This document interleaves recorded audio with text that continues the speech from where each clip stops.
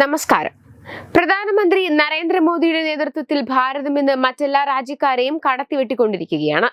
ഓരോ രാജ്യക്കാരും പദ്ധതികൾ മെനയുമ്പോൾ അത് ഭാരതം ഇവിടെ നടപ്പിലാക്കി കഴിയും. ഇതാണിപ്പോൾ നടന്നുകൊണ്ടിരിക്കുന്നത്. അതുപോലെ തന്നെ ഇന്ത്യയുടെ പ്രതിരോധ ഉൽപാദനവും കയറ്റുമതിയും മുമ്പെങ്ങുമില്ലാത്ത രീതിയിൽ വളർച്ചയുടെ പാതയിലാണ്.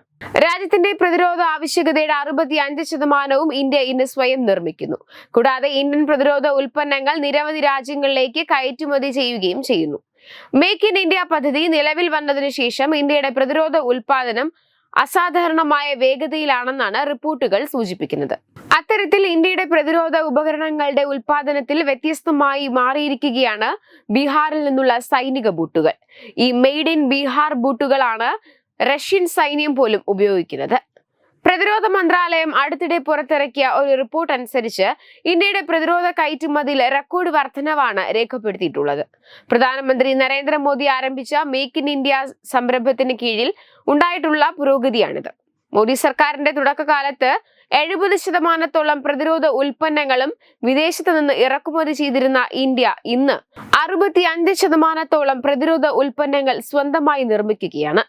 ബുള്ളറ്റ് പ്രൂഫ് ജാക്കറ്റുകൾ, ഡോർണിയൻ വിമാനങ്ങൾ, ചേതക് ഹെലികോപ്റ്ററുകൾ, ഫാസ്റ്റ് ഇന്റർസെപ്റ്റർ ബോട്ടുകൾ, ഭാരം കുറഞ്ഞ ടോർപിഡോകൾ എന്നിങ്ങനെയുള്ള ഇന്ത്യൻ നിർമ്മിത പ്രതിരോധ ഉൽപ്പന്നങ്ങൾ നിരവധി രാജ്യങ്ങളിലേക്ക് കയറ്റുമതി ചെയ്യുന്നു. 2023-24 ഇന്ത്യയുടെ പ്രതിരോധ ഉൽപാദനം 1.27 ലക്ഷം കോടി രൂപയായി റെക്കോർഡ് സൃഷ്ടിച്ചിരുന്നു. 2029 ഇത് 3 ലക്ഷം കോടി രൂപയാക്കി വർദ്ധിപ്പിക്കാനാണ് മോദി സർക്കാർ ലക്ഷ്യമിടുന്നത്. ആധുനിക യുദ്ധക്കപ്പലുകൾ, യുദ്ധവിമാനങ്ങൾ, പീരങ്കി സംവിധാനങ്ങൾ, നൂതന ആയുധങ്ങൾ എന്നിവ ആഭ്യന്തരമായി വികസിപ്പിച്ചെടുക്കുന്നതിലൂടെ ആഗോള പ്രതിരോധ നിർമ്മാണത്തിൽ ഇന്ത്യ ഒരു മുൻനിര ശക്തിയായി മാറുകയാണ്. അതേസമയം 2024 ഇന്ത്യയിൽ നിർമ്മിച്ച സ്മാർട്ട് ഫോണുകളുടെ കയറ്റുമതിയിൽ 6% വാർഷിക വളർച്ച ഉണ്ടായതായി അടുത്തിടെ റിപ്പോർട്ട് വന്നിരുന്നു. ടെക് ഭീമന്മാരായ ആപ്പിളും സാംസങ്ങും ഇന്ത്യയിൽ നിന്നുള്ള കയറ്റുമതിയിൽ വർധനവ് വരുത്തിയതാണ് ഈ കുതിപ്പിന് കാരണം.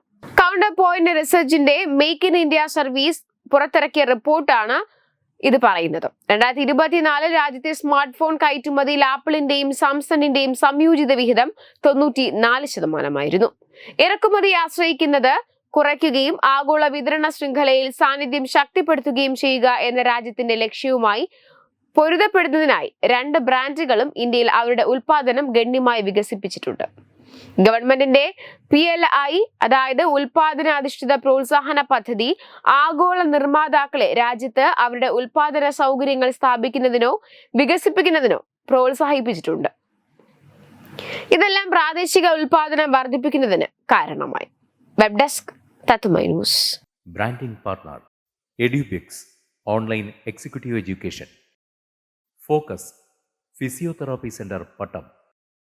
ഉന്നത് എഞ്ചിനീയറിംഗ് ഗുജറാത്ത്. തീർത്ഥയാത്ര.com. Iron build Gujarat. PRS hospital Killippalam Thiruvananthapuram. 5 തലമുറകളായി നിങ്ങൾക്കൊപ്പം. തുമ്പമൺ ശ്രീ വടക്കുംനാഥൻ ക്ഷേത്രം അമ്പലക്കടവ് പത്തനംതിട്ട. ശ്രീമദ് സ്കന്ദപുരാണ മഹാസത്രം 2025 മെയ് 11 മുതൽ 18 വരെ.